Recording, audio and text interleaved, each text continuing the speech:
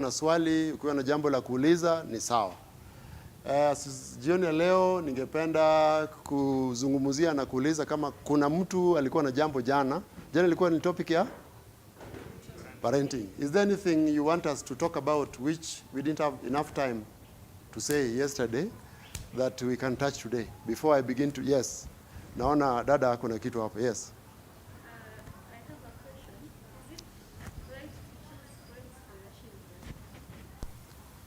Ameuliza swali, is it right to choose friends for your children?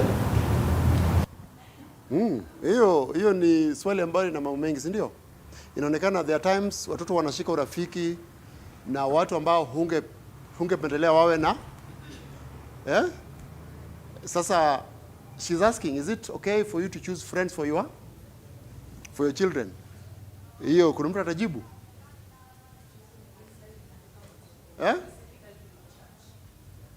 Okay, in church or wherever? Wherever. Okay. It is very difficult to choose friends for your child, for your children. Yes. But the only way you can help your children, your friends, is to give your children the maximum freedom that they can come to the house with their friends. So you can be able to know their friends and advise them to people that you are not compatible with. Okay. He's saying, oh yes. Okay. You cannot choose for them, but you can tell them about the type of friends for them. So by that you have limited their choices. So if they go outside going to tell them all the kind of friends they have never taken away, they will not. So you mean you set standards with them? Yes, you tell them. And use the authoritative way. Give reasons why you are taking a certain standard. And justify that in their head, so that they understand. See, for example, you are staying in Donom, na kuna mtoto anataka Soweto, na mtoto hana shida, ni vile anakaa wapi? Soweto. Sasa unaona ati huyu hawezi kucheza na mtoto wa wapi? Hiyo ni class problem. Unajua hiyo inakuwa ngumu kukataza mtoto. Hiyo, I don't know whether you understand what I'm getting. Yeah, but if there is a moral thing that you want to justify and you think huyu anaweza kuharibu na hii. So Odenya has also brought another thing. Why don't you welcome all of them? Now we as a grown up you can check and see how and rafiki aina gani. So if you have that point, you can share with them. And therefore you can now give them, waambie, I would like you to be like this and this. Lakini mkiwa hivi mtakuwa hivi na hivi. Depending on the age. Unajua kuna age ambayo huwezi zungumzia. There is a age unaambia tu kuja kwa nyumba, sitaki ucheze hapo, lakini kuna age you can talk to and reason with them so that they are free. And what you should encourage is the child to be free with you. So that even when they interact with this person, they are able to share with you what they. I don't know whether parents mnaweza kuwa marafiki, you can be friends with your children. If you become friends with your children, itakuwa umegain a lot. So that they are able to share with you what even the day, what they did during the day, the week, school, they share with you. And they can share with you things and you can detect huyu mtoto wako path gani. That is very, very important. Yes. Choosing. Yes. So when we choose for them, it's like those are bad children. Yes. So we don't take also an opportunity to also know our children, just like you say. Yes. So meaning, something that I've seen that has always had, probably even the ones that we consider are bad, including our children, let us also pray for them. Because if we choose and we isolate them, where do the bad ones go? Sometimes they are in charge. Maybe the point she's bringing up there, maybe your child will also be a good influence to that. Is it possible? Yeah. Is it possible that your child can also be a positive influence to that child? Yeye anapenda hii na hii. But huyu mwaka anamwambia mimi tukifanya hiyo mami hatakubali. Na kama ni hiyo hatutakuwa pamoja. So can that also influence this child positively? Na wache hiyo, it's possible, ndio?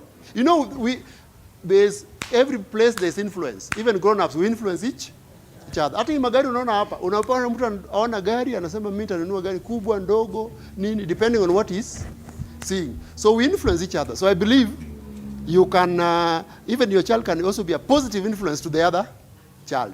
And it's also possible wawe negative influence to a child. So it's like iron sharpens what? Yes. Okay. discussed yesterday. Yes. About parenting styles. Yes, styles, yeah. Yes. Your parenting style can let draw your child closer to you or push your child away. Yes. And there's an incident which happened in our office. We have she was this tough, talking lady. Tough talking lady. Rules and regulations. Yes. So her son went for one. Then after one term, the boy said he's not doing it. Yes. Said utaenda. Utaenda. Nani aende kutafuta shule sasa? Utaenda. Then the boy said, Mama, kama mimi ni mama yako, Utaenda. That is authoritarian. So what happened? The morning we were supposed to leave for school. This boy goes on inside. Left or not? Did he give a reason why he didn't want to go to school? Yes. He was going to lessons. Oh. But he didn't open up because the mother was very harsh. Very harsh. So now there was a reason. There was a reason. But you see now when you are very tough, sometimes it's good to now that interactive parenting, you try to find out why. So sometimes when as much as it's good to be tough with your children, we have to be as a parent.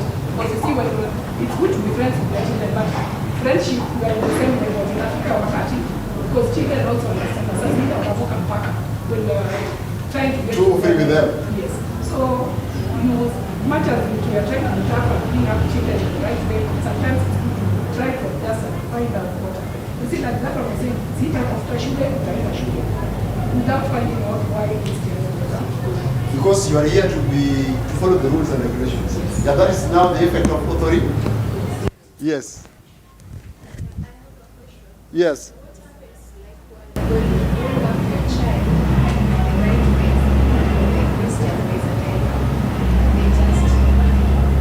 Yeah, what happens? This swali imeulizwa and people ask this question. If you as a parent, you did your part. I'm repeating again. If you as a parent, humanly speaking, you did your part. Mtoto amepita adventurer, mtoto amepita pathfinder, mtoto amepita all these stages, amepita ambassadors, you are supporting them, you are providing what they need in ambassador, adventurer, mpaka pathfinder, mpaka ambassador, and in the end, alafu atoke, awe secondary school, aende high school, aende, uone usikia, ameanza kuvuta sigara, amefanya nini, you know, as a parent, there's something you'll not stop doing. You'll not stop praying for them. But there are so many parents ambao wanakuwa na ulcers, na ugonjwa and cardiovascular diseases because of anxiety na the fact that you feel you failed as a what? As a parent. May I tell you, human beings are human beings and they have power to do what? To choose. Now I want to tell you something else. Kuzaa mtoto na ni baba niliwaambia zamani mtoto hainheriti Kristo. There's no inheritance in Christianity. You hamjui nyinyi. There's no what? Let me put it this way. Does God have grandchildren? Mmewahi kuona grandchildren of God anywhere? Hakuna. There is no grandchildren for? Yes. God has what? Children. And these children become children by accepting who? Jesus Christ. Now, that is in John 1 verse 12. They became the children of God by doing what? Accepting who? So, if your child and another person's child, another person are all the same level. The difference is that there are high chances. They are what? That a child brought up in a Christian home may, not must, may do what? May choose to be a what? A Christian. That means there are possibilities of this child choosing otherwise. Now, was God a good parent? Was God a good parent? Yes. What happened to Adam and Eve? So there are times, of course, we cannot compare our parenting with God. God's is ultimate, is perfect, is absolute. We can't compare that. We are far much low, and we fail so much. But even as human beings, and you do your part as a parent. Lakini mtoto akifika mahali afanye nini? Achague njia nyingi? But your part you did. There are parents who don't support their children in these things. You don't take them kwa adventurer, you don't take them kwa toto. Then you'll have to blame yourself because these are the things Mungu ameweka kanisani ya kusaidia nini? watoto wetu. Now if you follow all those things in the church, you support the child, unanunua uniform, unampeleka club, anaenda camping, anaenda wapi for certain reasons. And then at the end of the day, awache Ukristo, makosa ni ya nani? Na umemwelezea vizuri. Of course, there are times when you have failed as a Christian, that is also possible, si ndio? Yes, humanly speaking. So my sister, mimi sitakuwa na ulcer na sitakuwa na sumbuka, although as a parent it hurts. There was a topic last year, it hurts when a child goes haywire. Mnakumbuka hiyo topic ya last year? It hurts when your child has not followed the right path. It hurts when your child amekuwa hivi. It hurts when, so you'll be hurting. But hiyo ndio maisha vile ilivyo. Yes, let me give my brother here a chance. There's another, maybe it's not closer within parenting, one of those. Yes. It is called snowplow parenting. Snowplow. Yeah. Yes. Where I think part of it intends where you try to take away obstacles from the part of the child, maybe doing assignments for them, or maybe for example, maybe if bring friends, if he doesn't have friends, the child doesn't have friends, you bring friends so that the child can be happy. So you try to insulate the child from any obstacle. Yes. In life. Maybe it's a bully, go deal with the bully on their behalf. Just trying to insulate the child from the hardship of life that someone they're supposed to face. Yeah. I think so you have a question there? No, I'm just highlighting it as one of the ways that maybe it is maybe thought as an expression of love that is insulating. Oh, that part I didn't speak about that, but we have what we call overprotection of. You know, overprotection does not help the child. Na nataka kuambia watoto ambao wanachomeka ni wale wako overprotected. Even grown-ups wanachomeka, that is accident. Si ndio? Lakini unaona mtoto anaenda tu kwa stove, kwa gas, kwa nini na anashika hizo vitu. Inamaanisha amekuwa overprotected. Now let me show you. Overprotection means what? Let me use hii taa ya koroboi. Inaitwa nini? Hiyo ya chimney. Ama hiyo sasa utumia hiyo. A child will be able to hold this thing na imchome. Inawezekana? So what you do in controlled environment, ruhusu aguze. Hata kama ni candle. In a controlled what? Environment. Utaona naturally ukipeleka mkono anafanya nini? Na anataka yako ndifanye nini? Hiyo ni lesson umefundisha. Hauhitaji kukaa sasa umwambie hii ni kitu kinachoma. Hapana. Hauhitaji, but a parent will always make sure mtoto yuko karibu na candle. Mtoto yuko karibu na candle. When they have opportunity, what will they do? What will they do? The same case with watoto, mtoto anasoma Karura. Anasoma wapi? Na gari inapigwa reverse. Karura. Inaenda forward kwa nyumba. Reverse Karura. Mtoto ni garbage. Ajui chochote kama watu wanaibiwa hapa, ajui kama watu huwa kuna shop nini, ajui kama kuna wezi, kuna con people. But no, saa nyingine ambia mtoto panda matatu. Panda nini? Come home. What does that mean? Atajua kuja amenyang'anywa, bag imeenda. Oh, bag imeenda. That is what?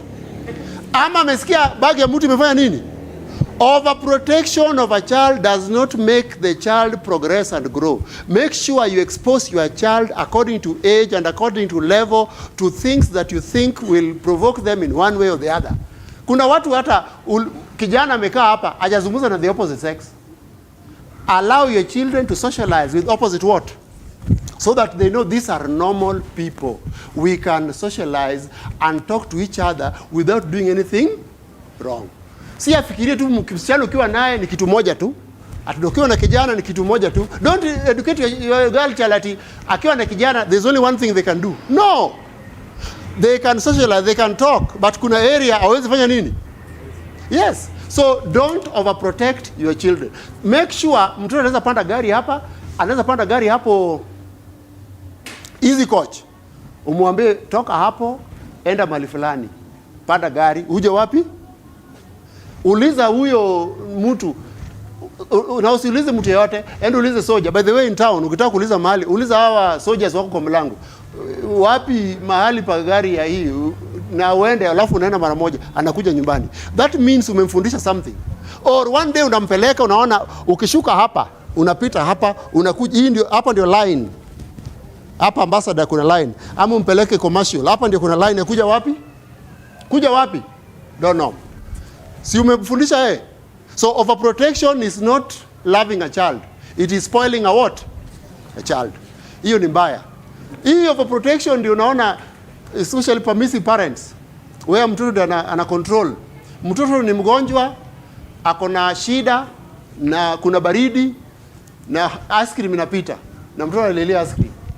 And then unaona mama anasema, hebu mtu, na mtu anasema, usinunulie mtu ice cream sahi. Kuna nini? Mama anasema hata kama hatutanunua ice cream, homa atashika tu. Leta ice cream. Hiyo inasaidia. So I think we should be very, very careful about kids. By the way, hiyo topic hatuwezi ku-exhaust. And by the goodness of God, if the lay activity allows, we will be doing this promotions every other several Sabbaths in a month, the whole quarter. This is a very important department because this is what makes a society. And allow me now to go to today's topic. Now I want to talk about single what? Now single what? I want to entitle it Singles and Single Parents. Because there are singles who are not what? So let me put it singles and single parents. I want to say this. This world, there are many, many people who are not living the life they would have wished to do what? To live. But this world has made them what they are. It is said that some people are single by choice, but very few people are single by what? Choice. What I've realized, even those who claim, some, not all of them, some of the people who claim that they are single by choice are claimed because of frustration. So now you want to accept your situation. Kijana hakutokelezea ama msichana hakupatikana. So you say, I'm okay. It is well with my what? Now it's well with my soul because the situation is not something you like. So what do? It is well with my what? My soul. But ndani, it is not well with their soul. So my dear brothers, my dear sisters, I also want you to accept and acknowledge that singlehood is something that anybody here will eventually meet. Nimesema nini? Singlehood ni kitu ambayo utakutana nayo siku, especially for those who have partners. Don't think one day amutakufa siku moja, amutazikwa siku moja, so it means one day, one time you leave each other. Whichever the reason, one day you'll be alone. So what are we saying here? You must appreciate those who are single and know that si kupenda kwao. Si kufanya nini? Si kupenda kwao. There are situations and things that happen in life that makes some people to be what?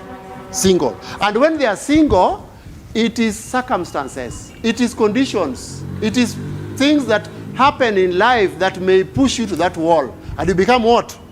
Single. So my dear brothers, I want to say this here now, that I want to divide the singles into 4 categories. For how many categories?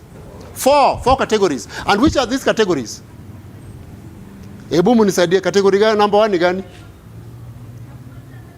Si museme. And by the way, youths who are below 40 years. Youths who are below what? 40 years are not termed and grouped as what? Single parents. Even if amezaa. Although they are living that life, lakini mara nyingi atu group youths as single what? Parents. I don't know whether that point is clear. Yeah? That point imeingia. So what are we saying today? I have grouped singles into how many groups? 4. Number 1, give me the categories.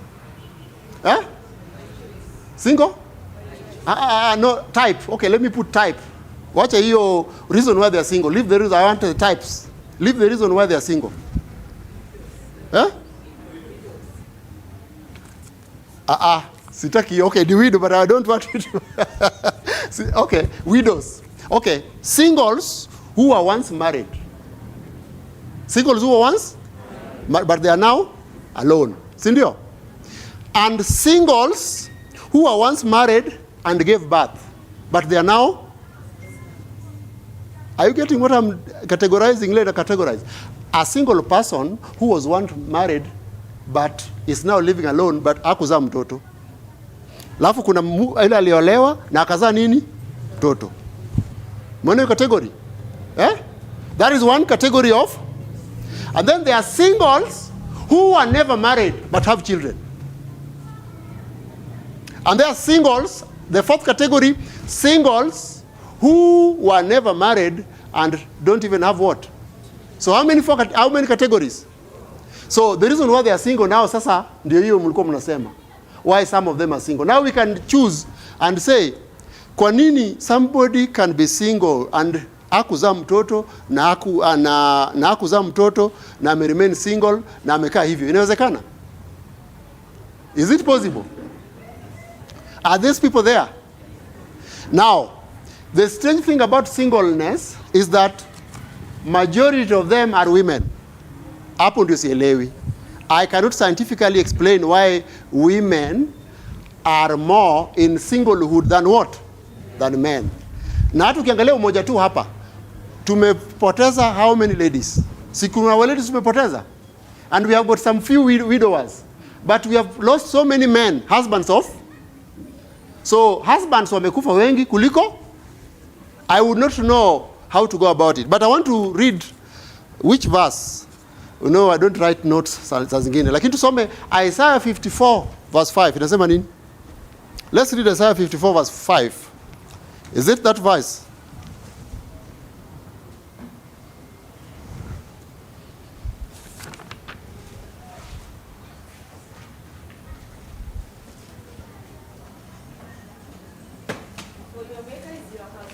For your maker is what? Now, nataka msikize kila mtu. Who is your husband? For your maker is your? Husband. Yes. The Lord of hosts is his name. Mm-hmm. And your Redeemer, the Holy One. Yes. Israel. Yes. God of the whole earth. Yes. Thank you so much. Tumesoma kitu hapo. Who is our husband? And is a husband to who? Huh? Is he a husband to the singles only? Or to whoever was made or created? Huh? Soma Jeremiah 49 verse 11. Jeremiah 49 verse 11. Inasema nini? Yes. I will preserve them alive. Yes. And let your widows trust in him. Yes. Now, there are two verses here. Your maker, the creator, is saying is our what? Husband. That means the church is God's bride. And we as the church are the bride of God, who is our maker. So you being the church are we the individuals, isn't you? We are the what? The what? The wives of who? Of God. Now, these are verses that can help somebody in this situation. When things have not worked the way you expected them, and when situations have put you to the wall, and you are at the corner. Now, Jeremiah 49 verse 11 is so telling you, where do the orphans belong? Whom do the orphans belong to? God. And even the what? The widows. Mumesikia hiyo? So we have how many categories of singles? We have how many categories of singles? 4. Single, who was never married, na kupata mtoto. Then a single person who was never married, na alipata mtoto. Then we have got single pia, aliolewa, na kupata nini? Mtoto, na sasa ana bwana. Now then we have a single person who was married, na kuna nini? Watoto. Then there are other categories of single people in the houses. Nimesema nini? There are other categories of single people in the what? Yes. Where a spouse is incapacitated. Then you are a single person technically. Because you are doing everything alone, you are providing for the family, but you don't have a spouse who can act in the part of a what? A spouse. There are many people who are in the houses, who are living alone. They are living two, but he or she is a what? Alone. Category hiyo pia mnaona? Mnaona hiyo category? Ama muone hiyo category? So now I want to put a question forward. Msaada ikitoka union imesema ni ya widows. Who should be given this msaada? Msaada imetoka juu imesema hii ni ya nini? Widows. Niliona hiyo hapo moja tu. And the singles were kind of categorizing themselves. Ati sisi single people whose husband are dead and buried, we are the true what? Yes, but how about others? They are false. Hebu munisaidie. Msaada imetoka union inasaidia what? Widows. Ati huyu bwana yake tunajua, huyu tunajua bibi yake, huyu tunajua nini. But is not saying with that person ako peke yake. So what do you say? I can even go ahead and tell you the categories hiyo. Mtu bwana alienda majuu. Alienda wapi? Majuu. Majuu mnajua ni wapi? Ni kuishi kwa huko kwa mwezi. Huko juu. Bwana ameenda majuu, bwana. Bibi uliwachwa hapa na watoto kadhaa. Wakiwa stairs kama 3, 2, 4. Uliwachwa hapa na nini? Na stairs hapa. Ati wewe ni bibi ya boma fulani, Odenyo. Na Odenyo ameenda wapi? Majuu. Yeye anaosha wanawake wazee kule. Na wewe uko hapa. Hebu niwaulize. Huyu mtu Odenyo ni bwana ya huyu mtu kweli? Huyu mtu ana bwana? Tell me, is this woman married? Haya, hiyo ni kategori nyingine. Nimewambia juu ya ugonjwa. Mtu ako incapacitated in the house and you're alone and you're a spouse. Are you single or you have a spouse? Haya, Odenyo amewacha bibi yake wapi? Ameenda wapi? Majuu. Bibi ana struggle. Pesa dollars inatumwa. Yeye ako huko anaishi maisha yake. Bibi yuko hapa. Is the wife of Odenyo married? Na amekaa over 10 years. Oh, nini? Is that woman married? Okay. So she's not in the category of singles. What is the difference?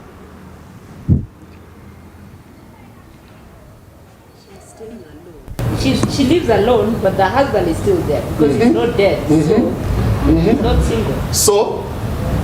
So she's married. It's like they're separated. It's like she's married.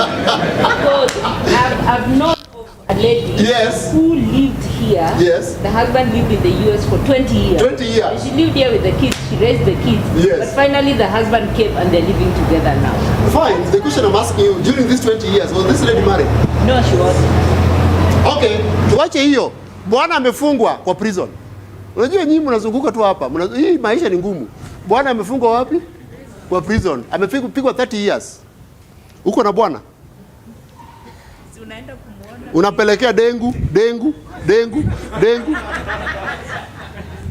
Mnaona hizi vitu? So you can even have a spouse but you are what? How? Kwa sababu technically mtu wako majuu. Huyu ametoa a good example, 20 years. But you don't know what they both or each person went through. You don't know the categories and the details of this 20 years. Was the man waiting for the woman? And was the woman waiting for the man? But see, you have said they are now staying together. Yeah. So it means they are waiting for each other. But you're waiting, details of the woman, you know she was waiting. She's very defensive, eh? Hey. She's right in which way? Put it this way. Yes. You know when you say that a man is put it that a lady is in detention and a man is outside. Yes. Yes. Is he married? No, the man will marry. No, the lady. No. Is the man married? What I want to give you say that the lady is in the detention for 30 years. Yes, that the man is outside. Yes. A man will marry. Because the lady will wait for 30 years, like that 20 years. But the man outside here, the man will marry. And you know, sasa, are you seeing situations where we are? So, question nimerudi tena kwa moja tu. Msaada imekuja juu, hii ni ya widows. Should singles like these people, other category nimesema, wapate hii msaada?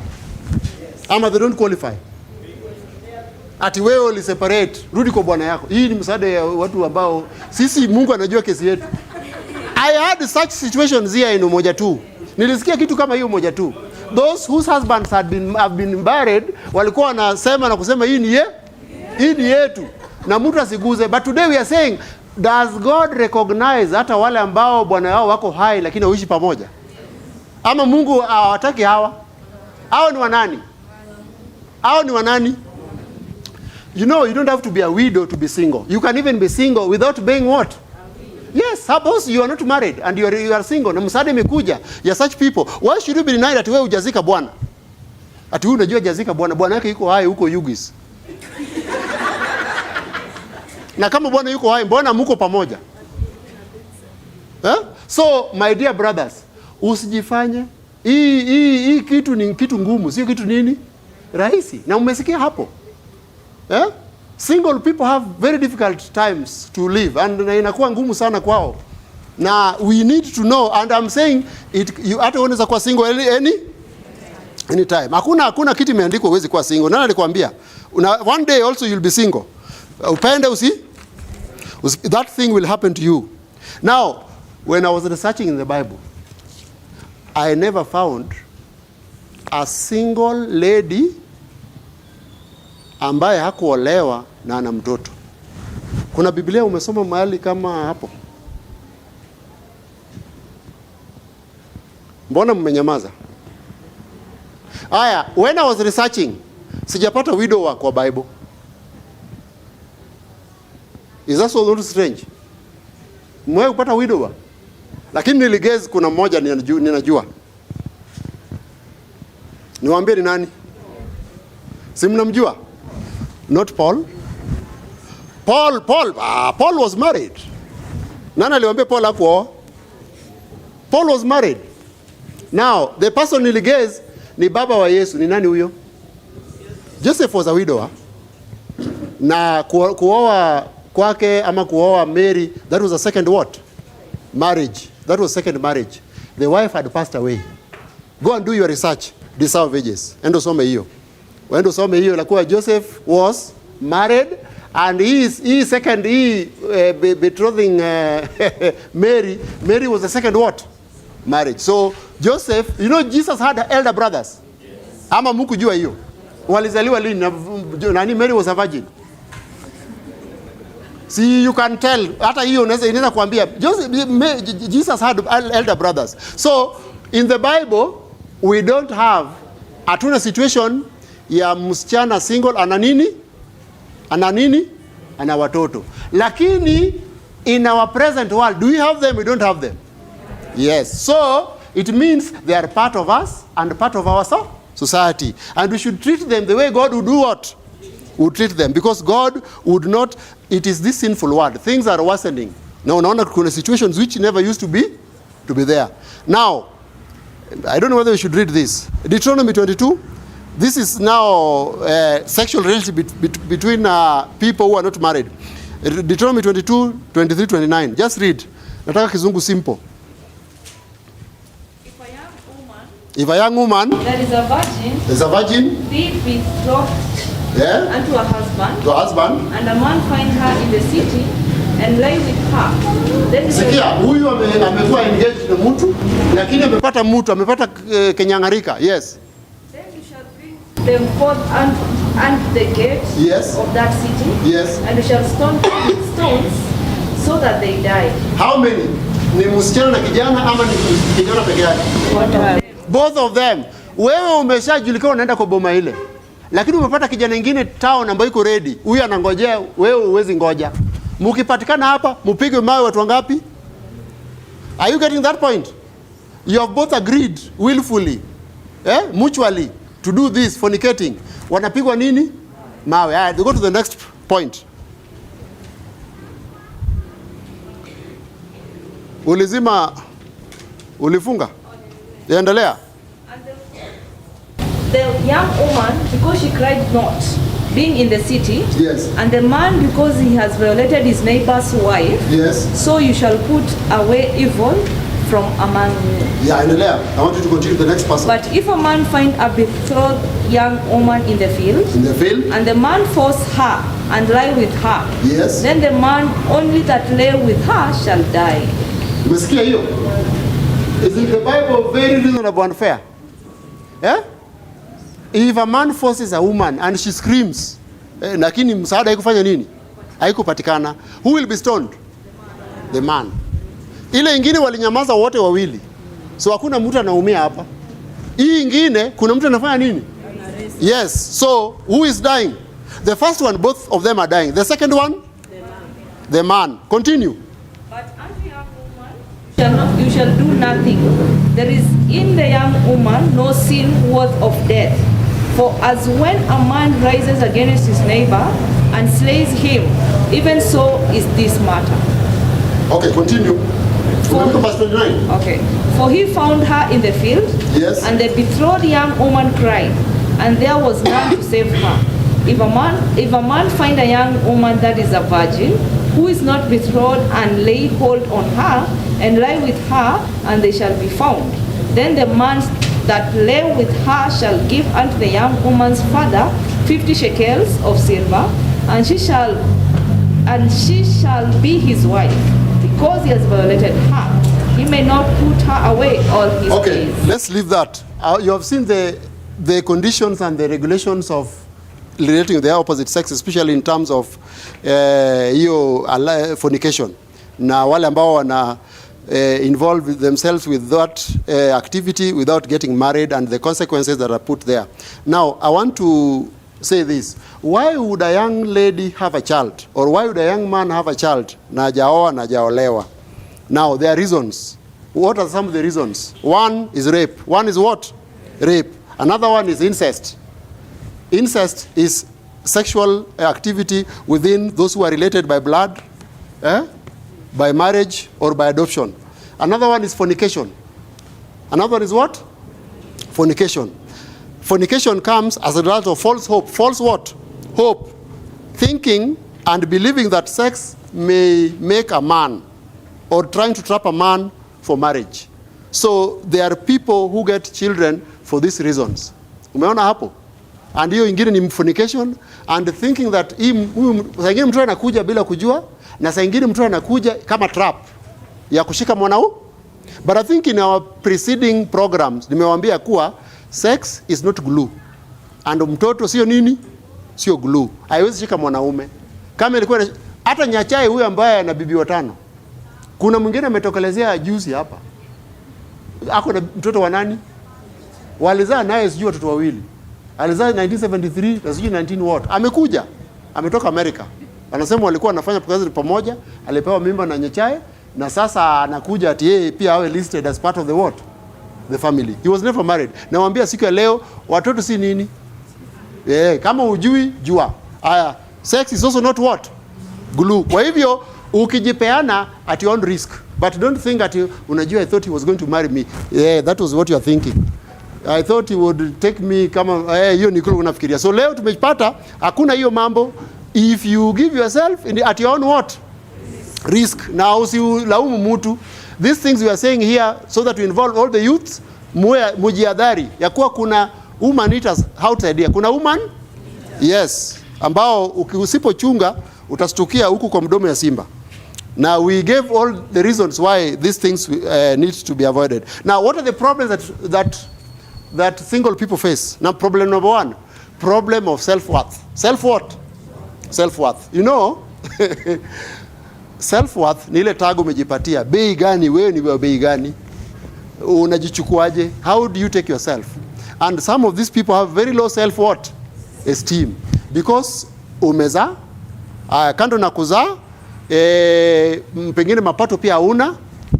Have you seen hawa kina mama wanakaa kwa gate ya some estates, ndio? Unapata uko single mother, una mtoto, na mtoto huyu pia ulipata, na pengine una watoto wawili watatu, na ulipata kwa njia ambayo unajua si sawa. In fact, I witnessed when I was living in 1025 Umoja tu hapa, mtoto aliaibisha mama yake. This mama alikuwa na watoto wangapi? 3, na wote baba zao ni tofauti. So she was trying as a mother and as a parent to make sure that mtoto wake asipite hiyo path. Amefanya nini?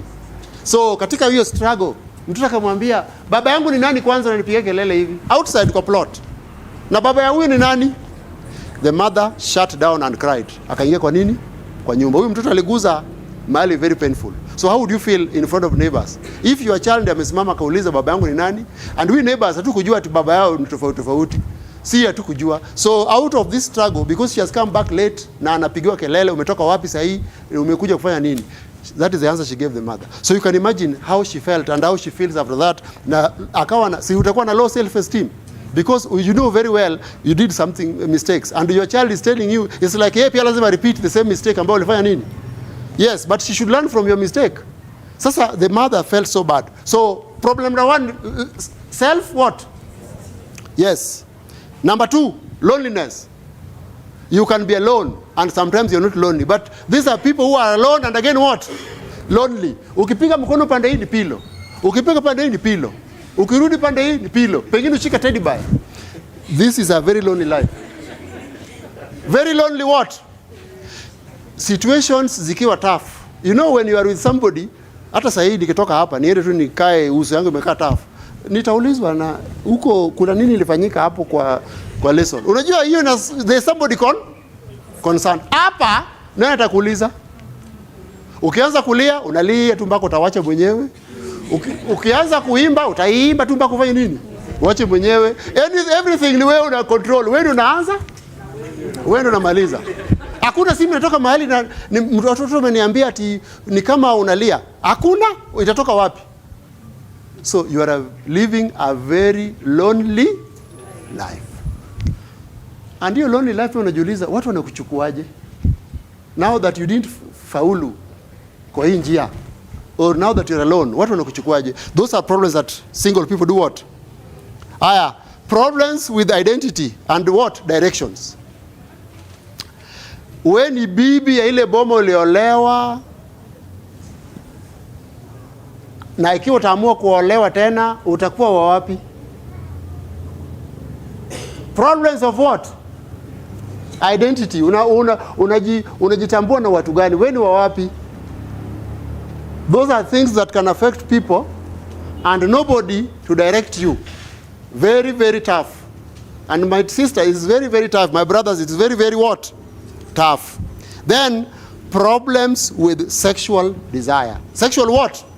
Desire. Now I want to talk briefly here. Men anaweza toka na amezika bibi leo na anachukua maid. Anachukua nini? Anaoa. Hiyo date wamezika nani? Amerudi Nairobi, amerudi na nani? Yes, but not women. Women are wired differently. And because you are wired differently, don't think you can survive without sex. Hiyo nataka kuambia leo. Hata kama utapona after 1 week or even after 10 years umepona. Umefanya nini? And when umepona mwili rudi kawaida. Na ikirudi kawaida, we are saying problems with what? Desire for what? Sex. The Bible has explicitly, in plain language, in simple language, gave provision for this. Imetoa ama haijatoa? We can read. Ni Corinthians ama ni wapi?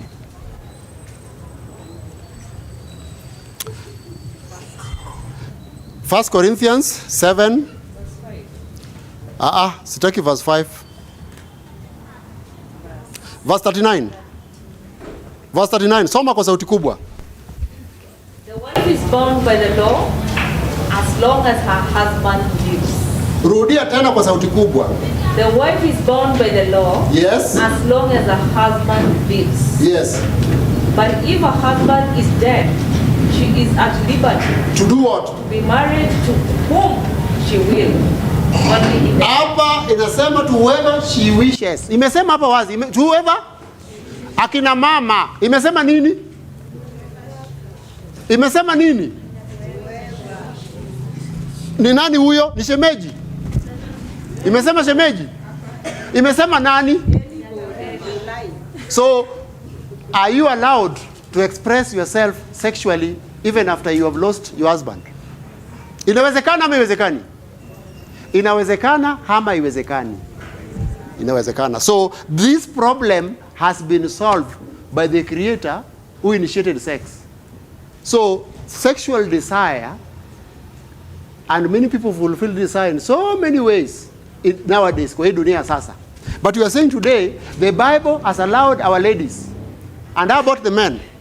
Hiyo hata ijaandikwa, ilijulikana tu.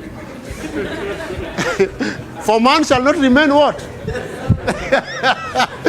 Mtu alisema ati kama kuna fungu wanaume wameshika ni gani? For it is not good for a man to be alone. Nyinyi inaonekana muna verse. Hii verse, unajua ile verse nyingine umeshika sana. Eh? It is not good, eh?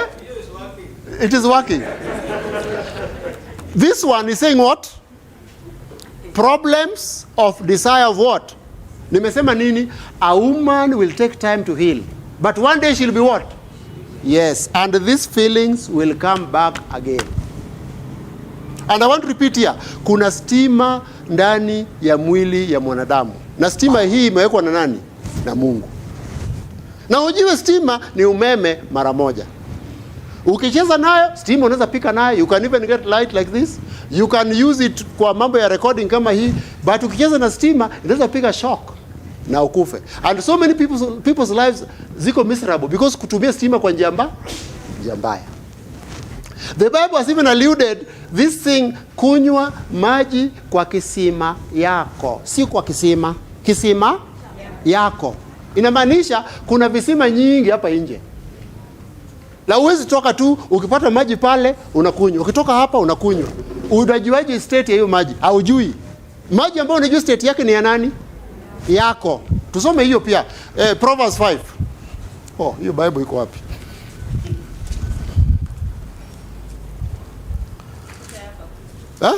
You have a question? Fine. Utauliza, hakuna shida. You have a question. Where hapo mali tuko? Haya. Soma verse 15, my sister. Soma verse 15. Wewe naona ndio umepewa hii kazi. Drink waters out of your own cistern. Out of which sister? Your own. Ijasema sister, drink water from your cistern. Imesema from your own cistern. Kwa hivyo endelea. And running waters out of your own well. Yes. Verse 16. Should your fountains be dispersed abroad, and rivers of waters in the streets, let them be only for your own. Ati maji yako ndio tutakani tapaka kwa street hope, hapana, nitakana iwe yako na yako pe? Yeah, let them. And not for strangers with you. Not for strangers with what? With you.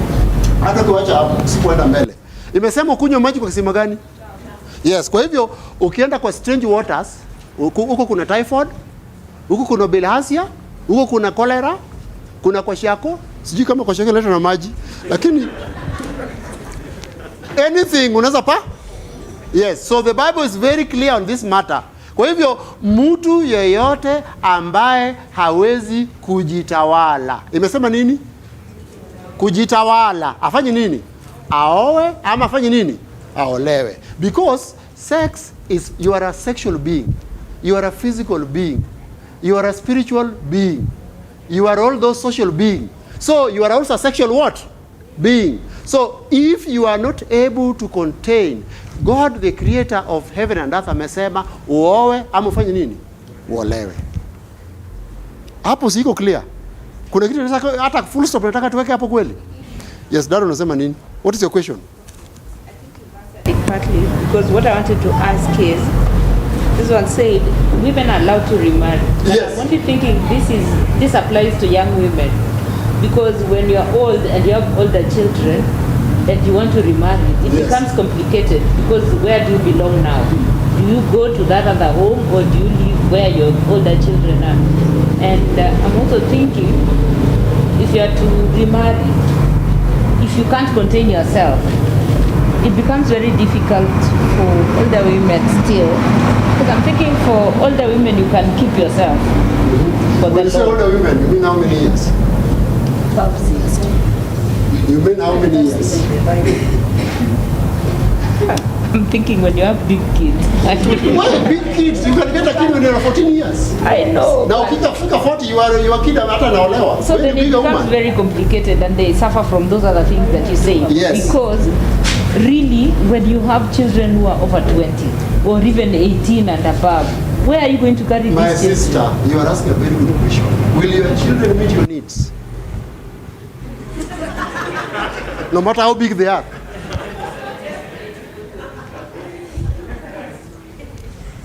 Unajua huyu alienda kuolewa kwa bwana, si ndio?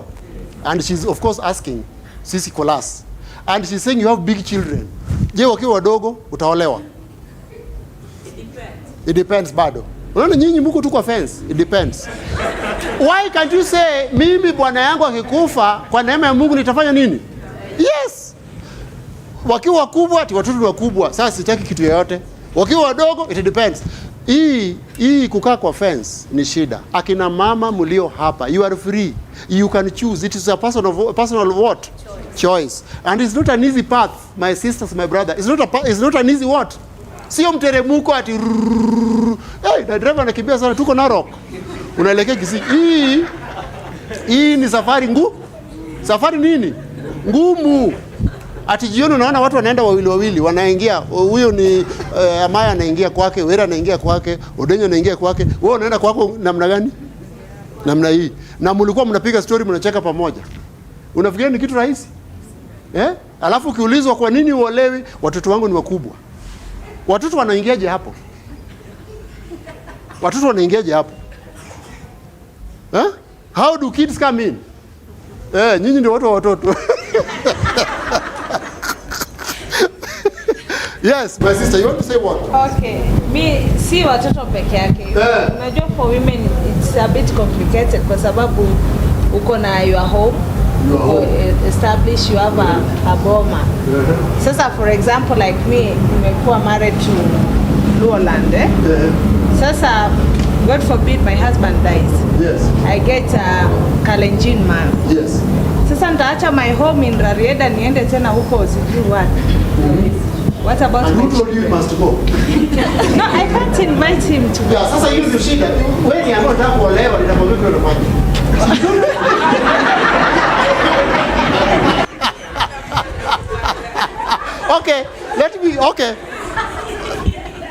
Okay, hii si topic mpya sana. So hata kama sipo kumaliza notes, you want to say you want kujibu? Wacha tumalize hii kwanza. Sasa mambo ni hivi. Let me give you an example.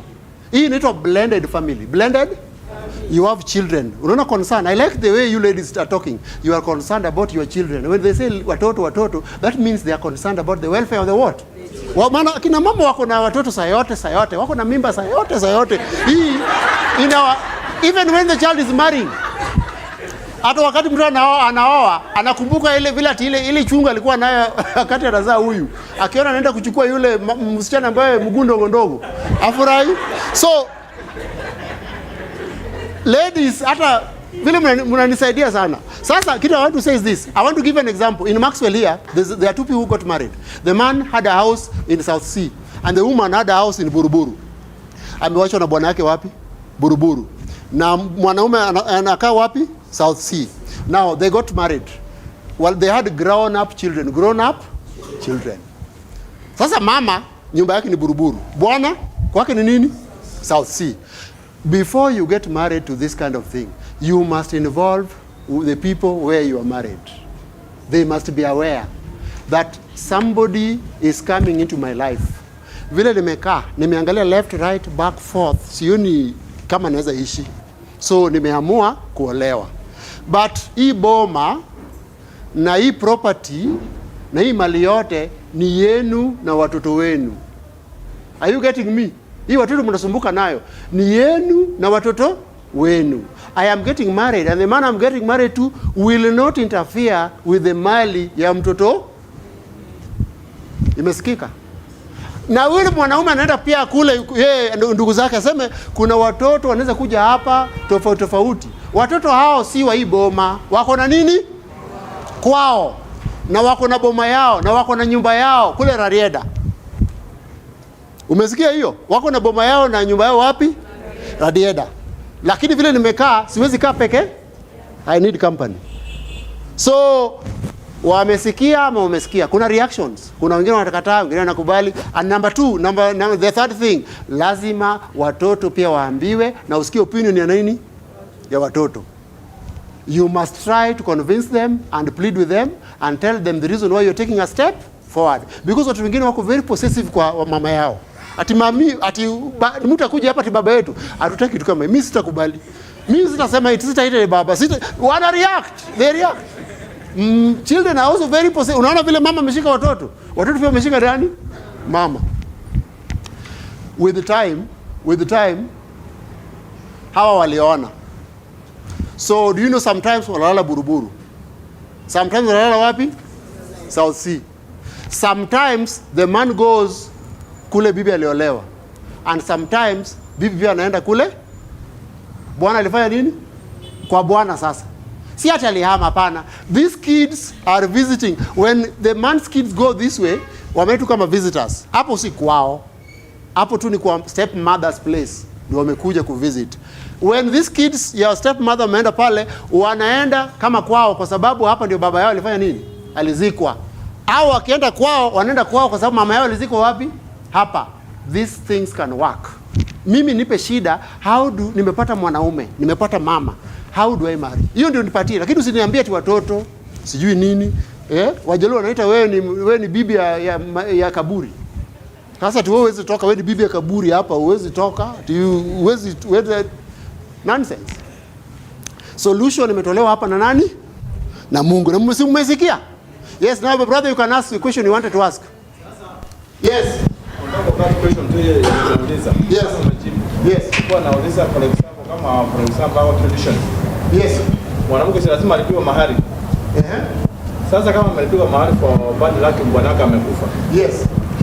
Sasa tena kama kulingana vile tumesoma Biblia imesema ako akilipa kufanya nini? Yes. Kuolewa. Sasa BABLE. Sasa na hii mahali sasa atalipiwa mahali mara mbili. Sasa ndugu, unaona hizo maswali, nilikuwa naambia hizo ni swali rahisi sana tunaweza handle when you have tukiwa na wewe sasa unataka kuoa. That is a very easy thing. Hiyo ni kitu rahisi. Unajua ni Lowland mahari ipokelewe mara ngapi? Mara mbili. Na kama huyu mtu alizikwa hapa na watoto wako, that means kuna relationship ama kuna relationship. Kuna relationship. And I think applies to Akamba and everybody. Mali ngombe inaikuwa exchanged. So, hizi ni swali ambayo tunaweza kutatua wakati sasa tumekee. Tusijibie watu swali na wataki kuolewa hapa. Wewe kuja useme unataka kuolewa. Umepata mnani? Mzee. Yes, brother. Yeah, Elda. Hiyo umejibu ni sawa, lakini yes. Kuna swali. Kuna swali. Unajua mtu akilala anashikwa mahali. Huyo mama, unajua huko walikuwa ni kama marafiki. Wanatembeleana South Sea na Buruburu. South Sea na Buruburu. Sasa mama akilala anaenda kusikwa pande ya Buruburu ama pande ya South Sea. Sasa mnaona maswali ya Elizabeth. Sasa let me say this. Second marriage is not like the first what? In fact, you have it's called prenatal, where you make specific arrangements so that nobody takes advantage of the other because of the property they have. Need to serious. Unless the mother ama the woman ana proper place ambayo aliolewa. Kama kuna proper place, there should be specific. Even where you're going to be buried, mu decide kabla muko amujakufa, muko high. Mu decide where you're going to be done what? To be buried. The woman can say, I'm getting married to you. But in case nitangulie, in case nifanye nini? Nitangulie. Sitazikwa kwako, nitazikwa kwa bwana yangu. I'm just giving that as an arrangement. It is a bit complicated. Yes. Kwanza. Yes. Maybe unajua mtu ambao bado anaenda kuolewa ni mtu ambao bado ako young. Yes. Maybe wapate watoto wengine pia nyuma. Yes. Hawa watakuwa wa huko ama watakuwa hapa. Unajua there are so many complications. Hapana, hiyo si swali rahisi yoyo. Bwana mama. Ikiwa utapatiana mimba, mtoto ni wa nani? Ni wa yoyo ama ni wa ile boma? Hiyo ni ya nani bwana? Hiyo pia ni swali ya kuuliza hapa. Hiyo si swali ya kuuliza hapa. Kama mimi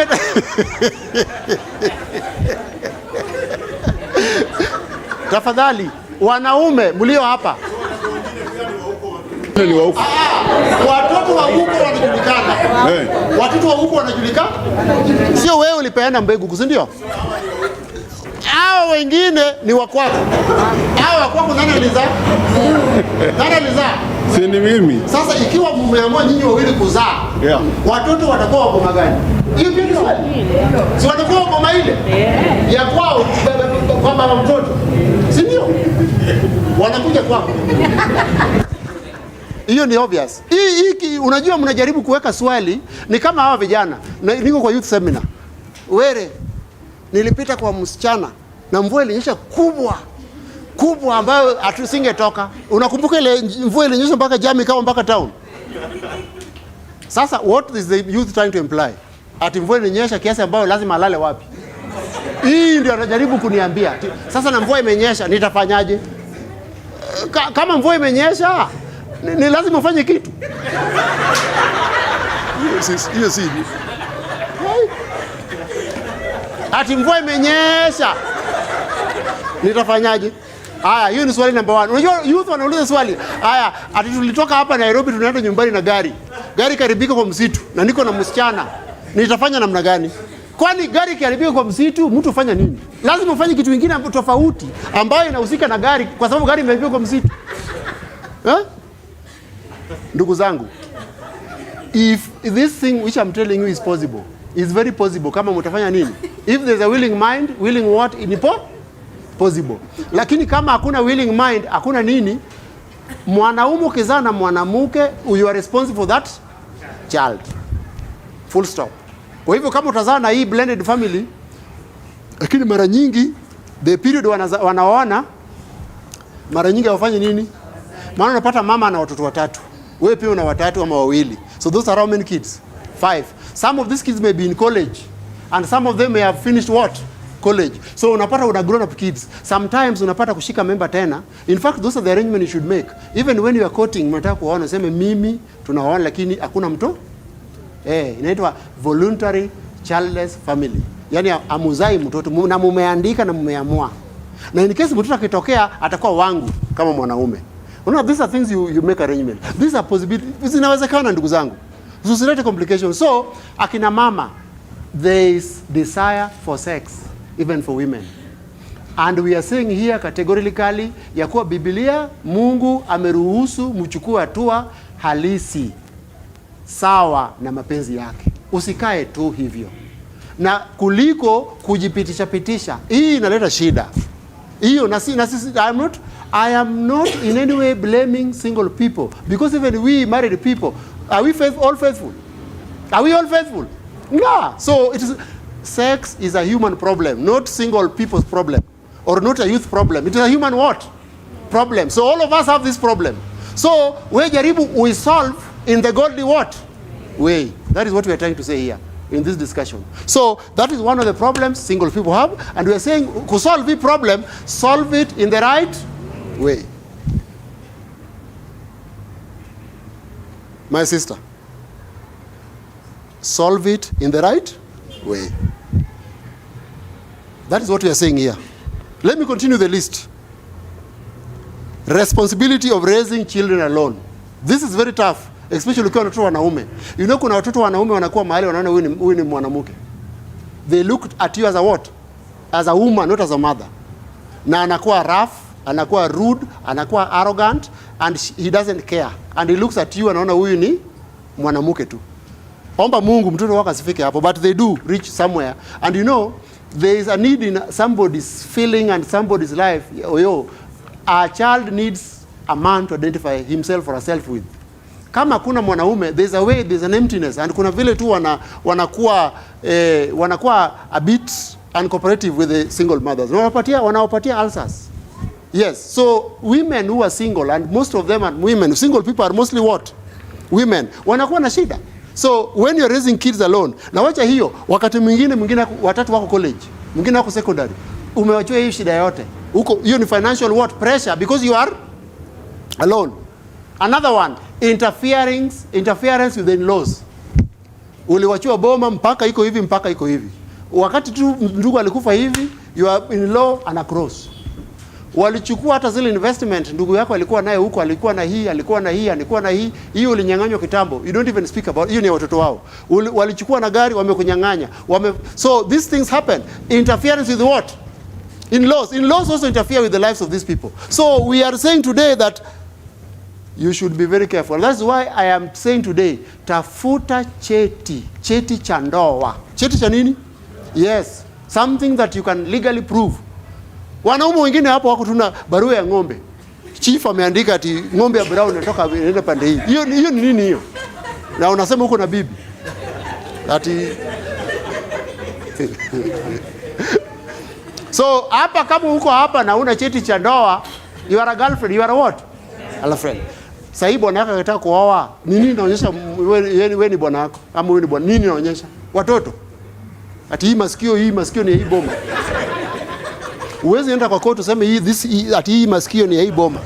Utaprove na ati hii macho, hii kichwa ni hii boma. Hakuna kitu kama hiyo. So akina mama, I am telling you, it is for your security to get a marriage what? Yes, hata kama utaki kanisani, endeni kwa age chambers. Mchukue certificate of what? Marriage. Mwanaume akitangulia ndio utajua hii dunia sio mahali pazuri. Hata wasemeje wanacheka na wewe, hawatacheka na wewe tena. Wamekuwa serious, ni mambo ya shamba. Ndio utafurugwa ujue. Utafurugwa ujue. Niliona mama mwingine lakini yeye alikuwa amevuta aerial kitambo, hata hukujua. She was our member but the husband was not our member. And so katika hii harakati ya matanga wale wamenyamaza, wamemwachia tu nafasi, The man was working at TSC na aliweza kuaga, so TSC took most of the nini, wakachukua mama, lakini wanamwangalia na mama pia alikuwa very sharp. Alikuwa aerial ilikuwa juu, lakini azungumuzi si maneno. Walipofika nyumbani, number one thing wakamuuliza, tunataka pesa zote zile umepewa kwa sababu ya kijana wetu. Kijana hajazikwa, ndio wamefika kwa boma, wamemweka kwa room. Wanataka nini? Akasema sina. Wana tuchezea. Wacha wampexen hiyo mwili yake yote, bali pesa iko. It was very wameingia tu hivi, amewekwa kwa room. Hii ni Wajaluo, si kabila ingine. Anapexeniwa. Na si wanawake wanampexeni, wanaume. Wakasema pengine pesa iko kwa sanduku. Wakaenda kwa sanduku.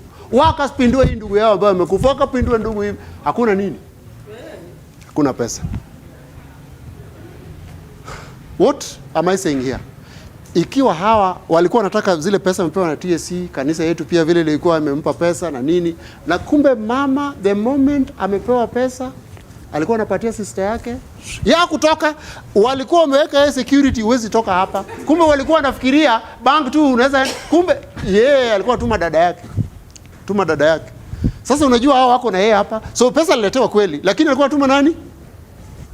Sasa hao walijua hakuna pesa nyingi sana, kwa sababu hakuna siku hata mmoja amefanya nini, na mahali popote ameenda na mmoja wao. Ati shemeji yako na wewe unafikiria ni security unaomboleza, kumbe wanaangalia ni pesa gani uko nayo. At the end of the day, wakati wa kufika nyumbani hata fare hakupewa. Hii mapesa ilikolektiwa hapa ile harambee nini, hata nduru hakupewa. Hiyo ndio watu mnaishi nao. So wewe kaa tu hapo ati uko na bwana. Please, if you are married, go and get a legal what? Nyinyi muone huyu alizaliwa, si huyu alizaliwa? Wewe si ulizaliwa? I can see ulizaliwa. Kwa nini nitishe huyu birth certificate? Muniambie kwa nini birth certificate atakana? I can see anguka tu kup kama nini. Alizaliwa, si alizaliwa? Why is birth certificate required? Mbona mnachukua birth certificate ya watoto hata kwa shule saa hii? Lazima upeleke nini? Yes, why? Na mtu anaona huku hako dropiwa alizaliwa. Why can't they ask you for the date ya burial ya birth kuliko kukusumbua atileta birth certificate? Why is that paper important? So akina mama ulio hapa, this is for your what? Security. Na saa hii hata nikitaka kufanya harusi na siku wao wewe kwa njia hiyo legal na kadhalika, utalia wapi? What will prove ati watoto ndio utaleta ndio proof ya nini? No. Have legal what? Mnasikia hiyo mambo? Yes. And kama bwana hajaenda kwenu, bembeleza yeye, mfanye nini? Aende. Kuna wazee wako hapa hawajatembelea nini? Yes. aende ajitokeze ati mimi ndio niko msichana wenu. Apigwe fine. Hii miaka yote. Mbona hujakuja? 20,000. Kwanza kabla hujazungumza toa 20,000. Wewe ndio umekaa na msichana wetu muda hii wote. How many years? 5 years. Unaona hiyo? Sasa hizi vitu they are very important. Very very usinyamaze. Enda AG chambers. Mfanye nini? Mpate cheti ya nini? I know kuna Wajaluo na Wakisii ambao hawataki certificate hii. Ukipata hii na mwanamke atakuwa sasa na proud, kichwa itakuwa ngumu sijui nini. Ataanza kukusumbua kwa sababu hako na nini? And by the way, this marriage certificate ndio itakusaidia hata kama bwana ametoroka ameenda na bibi mwingine huko. Hii inaweza fanya mshahara inakuja kwako. Mnajua hiyo? Ama mjui? Kaeni hapo tu. Bwana anaweza toroka. Unaweza fikiria rudi nyumbani aende kwingine. Huyu mtu amekuwa single. If there's marriage certificate you can tell, ukienda pale ni hapo West. Kwa child welfare iko wapi? Kwa children court iko wapi ama nini? Iko wapi huko? Unaenda huko unaonyesha this is what I have. Huyu ni bwana na tumezaa. Birth certificate pia unachukua iko na jina yake na iko na jina yako. Marriage certificate pia iko na jina yake na iko na jina yako na iko mahali mlifanya. So you can prove. Na mara moja hii barua ikiandikwa mara moja mshahara inakatwa straight na inakuja kwako. I am not saying mtawachana and I'm not preparing you ati ujitayarishe uwe na kichwa ngumu muachane kwa sababu unaweza. What I'm saying here, anything can happen to you anytime anywhere. Imefanyika na usifikiri wewe wako ni anaweza pata Angelina Okambu ama pate Nzoki. Ndio mtajua hii dunia sio mahali pazuri. This is a bad place. So interference of what? Interference of in-laws. Yes my brother. Kuna swali? Kuna swali online. Yes. Anauliza, would it be necessary to take children of single parents to counseling sessions that the parent and the potential husband/wife attend before marriage? Not at the initial stage, but when the time comes for them to be informed, they should be prepared. And it's good to take them for counseling because a counselor will prepare them for any eventuality, the things that they should expect. This is not their father. This is not their mother. And of course, how should they treat him? How should they talk to each other? And how should they relate? So it is important for the children to be prepared what? You know, counseling does not prevent problems in marriage. Counseling only prepares you for the things you have to do. We are going to do what? To face in marriage. So that when they come, you remember we talked about this. We talked about this. We talked about this. And so you are given some answers theoretically. Now you are here practically. So it's important for the children to visit the counselor to help them or prepare them for the coming event. Which event or process of their mother or their father getting married to the other person. I think it is important. Very, very important. Na usiolewe tu, uoe tu bila kuwa na hiyo counseling. Lazima ufanyiwe. Watoto wafanye nini? Wafanyiwe. So, problems with society's expectation. Now here I want to say something about nyinyi ambao mna mabwana. How do you feel when a single woman in the church amekaa the whole afternoon na bwana yako kwa kona na kiti na watu wako church? Nataka response.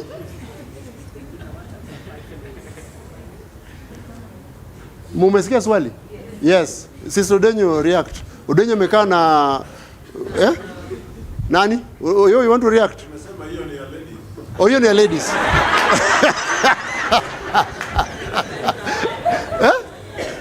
Me, I don't have a problem. I don't have a problem. Hata kikanda, I don't have a problem. I'm being sincere. Yes. What problem do you have? You don't have a problem. You've asked. Yes. That what happens when a husband, my husband is in church, and he's seated in a corner with a single lady. Yes. The whole afternoon. The whole afternoon Saturday. I don't have a problem. Why are they not in church? Why are they not in church? Probably, you see, the way you just taught us. Yes. Maybe I might assume that maybe they're talking about something in terms of maybe a relationship or something. But could be there is something that this lady wants a male figure to help her. Yes. Okay. So most of the time, sometimes I might be too possessive because you also said that as much as we have our husbands, one day I'll also be what? Single. I'll be single. Yes. Yes. So meaning, I don't want to engage my mind into negativity. I would feed my mind with positivity so that I don't go to an altercation. How about this idea ya kuwa single woman akitaka msaada apite kwako? Permission. No, si kwa permission. Anything anataka apite kwako, si uko deni. I'm sure even the single lady. Umesikia hiyo swali? Yes. You know, kuna kina mama wanasema mimi nataka mama mwenzangu akitaka kitu sikuje mimi ndio mwana mwenzake. Bwana anapiga kona kwa bwana yangu. And by the way, sometimes when we discuss very certain issues and your husband may not want to share with you, and sometimes you know when you share with your wife itakuwa sasa iwe tena inaweza kuzunguka kanisani, so you may also be a bit unaogopa mlikuwa mnasema nini na mama nani? Ilikuwa tu mambo kidogo tu, alikuwa na mambo ni mambo gani? So my sister, what is your opinion? Would you want people to pass through you or through Kidero? I think people are different. People Yes. react to things differently. Yes. So for me personally, Yes. I think we are all grown up. Yes. We've been married for a long time. Yes. When I see a single person talking to my husband, I will respect. I will not even ask, because I think it's up to him to come up and tell me. If it's the first time, I will not react. If it's something you can share with yes, you. Yes. But if it's the first time, Yes. he's an elder. Yes. First time, of course he's an elder. But you're also human, remember? Yes. Yes. So first time, second time, and it depends also on the age.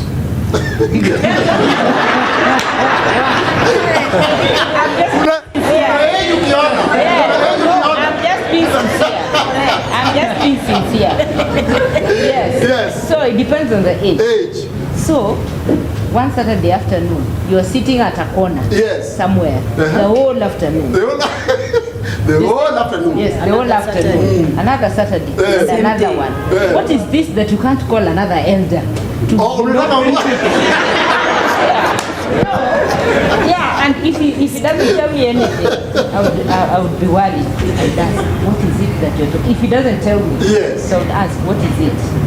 Then it's up to him to tell me, yes, we are trying to sort out something. There are some issues that I can't share with you, but you should just know that it's not anything out of, you know. Now, hebu niwaambie, wazee wako na shida nyingi sana. I'm married. Uko na bibi hapa. And you're talking to somebody who is single and she has critical issues which you can't share with your wife. You fear because once you share it, it may end up public, sindio? She may also tell somebody who will also tell another person. So that is what you don't want. So what you want this thing to be confidential, but at the same time, she has a right over you to know what is going on in your life. Bibi anakuja na kuambia, mimi niliona huyu msichana vile anakuangalia na macho. Hiyo macho niliona na kuangalia. Wewe huwezi ona. Ile macho anakuangalia nayo. Ile Yes. Yes. So it can start as something very, very genuine. Yes. But as time goes, atataka mtu wa kulia kwa shoulder. Yes. Ukimpatia hiyo shoulder, itaenda na iende. The other day you are telling us about, you know, how things progress. Na is a progress dependent. Inakuwa shoulder inakuwa hard. Is that what you are saying? Are you saying that? Sasa munaona how we are in tricky position. Yes, but the Bible, I like the Bible. Imesema ugonjwa ambao tuko nayo yote iko kwa? Mnajua iko yote? I don't even need to go so much. Now, 1 Timothy 5. My sister, wewe ndio unaonekana wewe ni msomaji hapa. Haya, verse 3 soma. 5:3. Yes, soma kwa sauti. These are the things we are learning. Mwisho tutoke hapa sasa kama kutakuwa. Honor widows. Yes, honor widows. That are widows indeed. Now, honor widows who are widows Indeed. Yes, kuna widows who are not widows. You know, she said something. Kuna widows and single people who have set above or kuna picha ameonyesha mbaya. So akisimama na were mtu wa were ama watu wengine wata suspect huyu anasukuma hii mzee mahali fulani. Kwa sababu umekuwa nini? Yes, you are not widow indeed. Yes, continue. But if any widow has children or grandchildren, Yes. let them learn first to show pity at home and so repay their parents, for that is good and acceptable before God. Yes. Continue. Now, she that is a widow indeed and desolate Yes. trusts in God Yes. and continues in supplications Yes. and prayers night and day. Mnasikia widow kamili anafanya nini? Mnasikia karisa widow indeed. Yes, continue. Yes. But she that lives in pleasure Kuna hayo widow mwingine. Lives in what? Pleasure. Is dead while she lives. Yes. So, and these things give in a charge that they may be blameless. go to verse 9. Let not a widow be put on the list under 60 years old. Yes. Tusiweke hapa, tuko na widows moja tu. Muko na widows. Hapa imesema muweke hawa kwa list when they are over 60. So widows wangapi wako over 60? Ni moja tu. Wamefika 5. Wamefika 5. So tuko na widows wangapi hapa? Wewe ndugu, tuko na widows wangapi? Tuko na widows wangapi? Hapa imesema don't put a widow in the list when she's under 3 score. Score moja ni 20. So hii ni over. Continue my sister. Why? Having been a wife of one man. Yes. Well reported of for good works. If she has put up children. Wacha hiyo. Rudi enda verse 11. Hao ndio mimi nataka. Ndio hii tunatafuta. Verse 11. But the younger widows refuse. Wale wetu refuse. Kwa nini? For when they have begun to grow 1 ton. 1 ton. 1 ton unajua ni Kizungu gani hiyo? 1 ton. When they have done what? Begun to grow 1 ton. Grow 1 ton. Right. Endelea. Against Christ. Against Christ. They will marry. They will do what? Marry. Yes. Having judgment.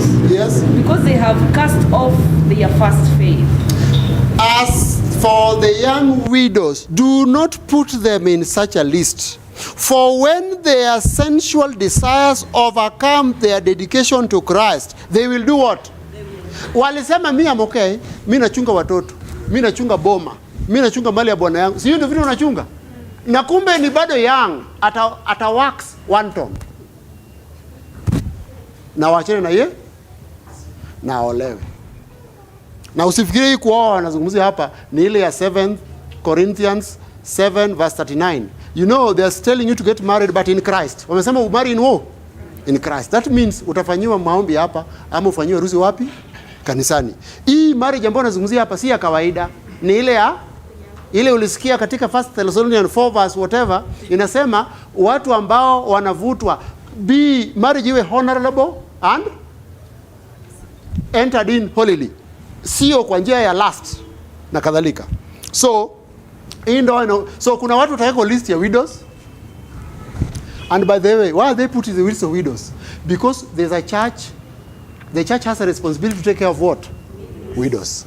Hapo moja tu tumepita mtihani ama tumefail. We as people who are not widows and whatever, are we really taking care of these single people?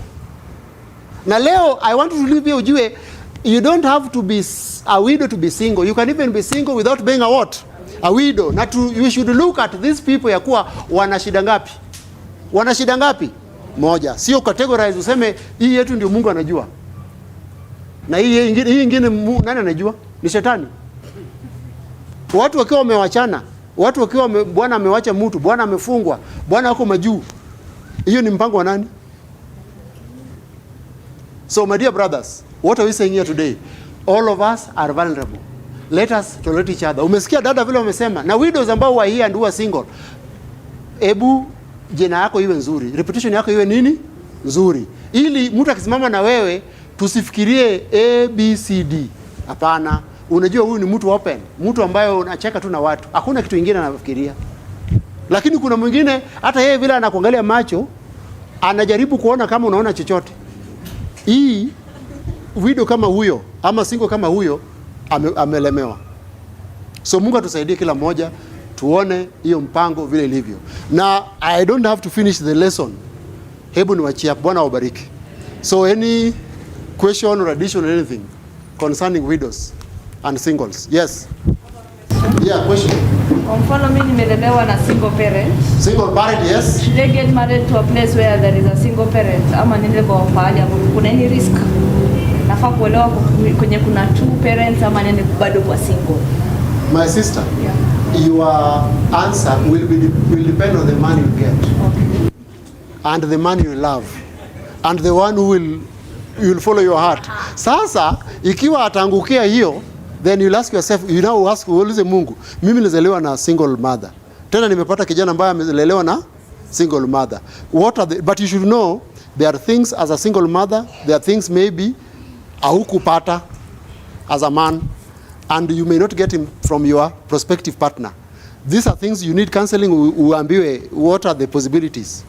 Na pia kuolewa na single mother, okay, depending also on, sometimes bibi na bwana wali separate, si ndio? Na wewe ni mwanamke. Sasa unajua, if you are a daughter of this lady, kuna vile unachukuliwa na society. If the mother separate with your what? Kama baba yako alikufa ni tofauti, lakini kama aliseparate ama alidivorce, hapo kuna vile society inafanya nini? Inakuchukua. Those are things you need to consider yote. Na uambie kijana mapema, I am this way. Mapema ajue. Isiwe ni kitu atatagundua siku moja ulikuwa hivi na hivi. So I think it's good to be open. But you can't say ati parents will determine. No, it is the person you love who determines the mother-in-law and father-in-law they will get. Yes, any other concern? Yes. I'm worried. Yes. Because I need to come up with something. Umesema like maybe a single lady vile anaangalia na vile anajulikana. You know vile mtu anaangalia na vile anajulikana might also be wrong. Yes. So how do we gauge vile mtu unajua anaweza kuwa anaangalia na vile anaangalia anaonekana na uende ikawa si hiyo. So I don't know tuta yani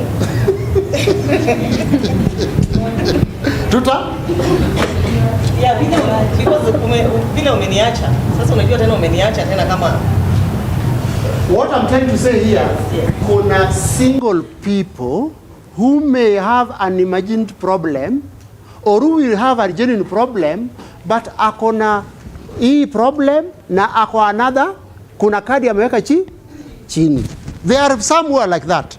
Amekuja na genuine problem or an imagination or problem ambayo si sawa, lakini anakuja kwa njia ya kusaidiwa. Kwa njia ya kufanya nini?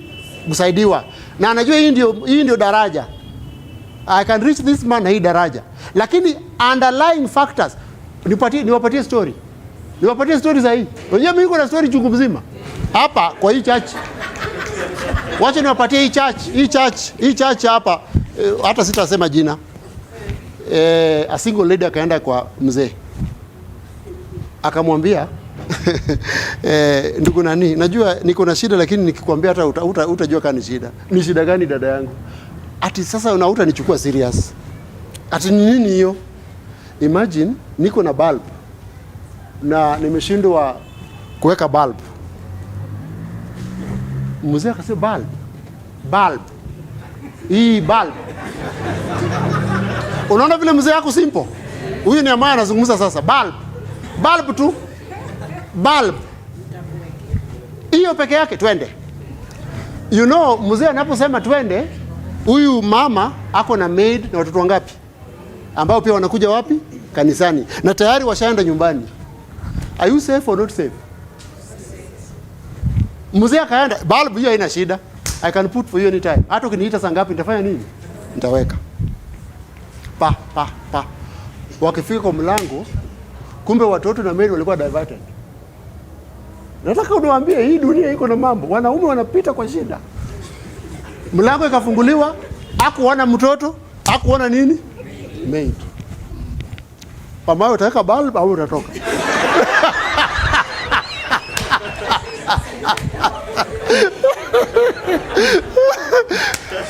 Wewe utaweka bulb. Naona unajikuna, utaweka bulb ama utatoka?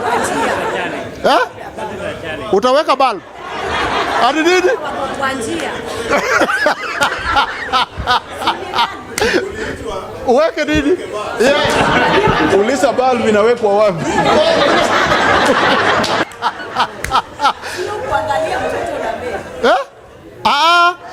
Mtoto na maid means you have people in the house. That is what was in the mind of this man. This is a woman and inaelekea saa moja, it's late, na anajua watoto na maid wameshaenda wapi? Nyumbani. Kufika hapa akapata watoto walishakuwa diverted. Enda kwa mama nani mpaka nitakapokuita or whatever, I don't know what this that. Weke bulb kama mzee. Uliitwa uende weke bulb. Weka bulb. Mali bulb iko. Eh. Bas. Weka bulb. Sasa akauliza huyu mama akawakisha taa. Akasema nala si taa inawaka. Si hapa. Wapi? Weka bulb.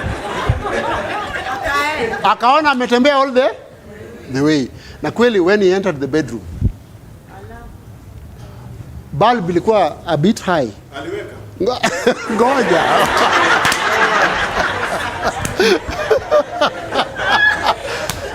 Bulb ilikuwa a bit what? High. Huyo mama alikuwa anasema ukweli kama bulb iko high na anasema sasa stool mpaka uweke stool ngapi? 2 ndio ufikie nini? And you know mpaka mtu akushikie nini? Stool. Na kweli mzee akaweka bulb. Alipoweka bulb, alipoangalia chini, mama hakukuwa na zile vile alikuwa wakitoka kanisani. Alipoweka hili bulb. Are you seeing this kind of thing? Yeah, so nyinyi, it is very technical. Now only God can help you in situation like that. Ile image alitoka nayo akiweka bulb. Sio ile image aliona akishamaliza kuweka nini? Weka bulb. Sasa mnasikia hiyo? So there are times our ladies provoke us. They provoke us. They do what? They provoke men. And I agree with these ladies. Shida ya kina mama hawa, if you will put awe kama guard ya kukusaidia, atakuwa too much. Na ukimweka mbali, unaweza enda zaidi pia potee. So I don't know how we can do balance. Yes. Yes. For example, I'm a single mother, I'm a single. Yes. And you're married with your wife. Yes. Na niko na maybe problem, I want to talk to you. So should I go through your wife? Ama nikuje kwako direct? That is the discussion we were discussing here. Should you go through my wife? Yes. Na akina mama hawa saa nyingine hawapatii. Hata maybe naogopa nikiongea, maybe ni kitu very private. Yes. Nikiongea na wife, najua wamama wanaongea too much, me included. So naogopa nikisema vitu zangu ataenda anitangaze. Yes. So can we discuss that? Yeah. Should she go through my wife or should she come to me directly? What should be the standard? My sister, wewe unafikiria nini? Apitie kwako ama aende kwa mzee direct? Aende kwa mzee direct. Uliwachilia yeye. What do you think? When you become an elder, you sign up for responsibilities. Kama hizo. So the part of the challenges. Yes. Now, it is unfortunate. Okay, this discussion is healthy, but again, it is 50-50. Yes. Because the basis here maybe pointing a finger at a single lady, yes, or even a widow for that matter, yes, can be one person's perception. Yes. And perception can either be right or wrong. Then now you influence other people. Yes. And that can send somebody away from the church. Yes. And it can interfere with someone's faith. Yes. So we really need to be careful. And even as the question was, should somebody come to the elder directly? I feel it should be the elder directly. Because when you are... So she's saying, ikuje kwa mzee direct. Kusiwe na wasiwasi. And by the way, why are we discussing this? It is to demystify hiyo segregation tuko nayo na kuangalia people like this wako hivi. Hapana. Ni vizuri tuangalie tuko pamoja wote, tuko sote pamoja. I think we should look at each other as worth Jesus Christ. And all of us need the salvation of Jesus Christ. Na msifikirie tu wasichana hawa wako ndio wanatusafuta. How about sisi? Sisi ambao tumekaa hapa na macho ine na lesson, mnafikiria sisi tuko na sisi ni wazuri? Hapana, there are even also men, we the leaders ambao wanawafuata. And they keep on, na anajaribu nini, na unajaribu kumpatia hata msaada bila kutaka, na una nini mtu hata yes, it happens. So it is a two-way what. So don't live here thinking that ni sisi tunafuatwa. Hapana, hata sisi pia kuna wengine wako na shida na wanafuatana, si ndio? Yes, so don't live. So while we discussing this is for us to appreciate these people and to know that even you and me one day will be what? Single, and treat them the way you wish to be treated according to the golden rule ya Bible. Tusimame kwa maombi.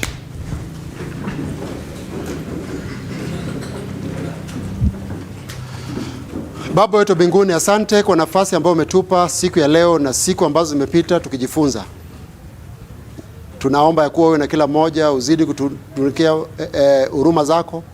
Tumesema mengi ambayo mengine ni mazuri, mengine ni mabaya, mengine hatujui, lakini nakuja mbele zako kwa sababu wewe ndiyo Mungu uliyetuumba. Hebu jioni leo uzungumze na kila mmoja tunapotoka hapa siku ya leo, wale ambao wako peke yao kwa sababu moja au nyingine, na wale ambao wako na wenzao kwa sababu moja au nyingine. Utusaidie sote tuweze kuchukuana kama watoto wako. Tusaidiane katika njia hii ambayo ni finyo tunapoelekea, tunapotembea kuja kwako, maana hatuna budi kuja kwako, maana dunia hii imechafuka na mambo mengi. Jina lako litukuzwe kwa kila jambo, kwa jina la Yesu tumeomba.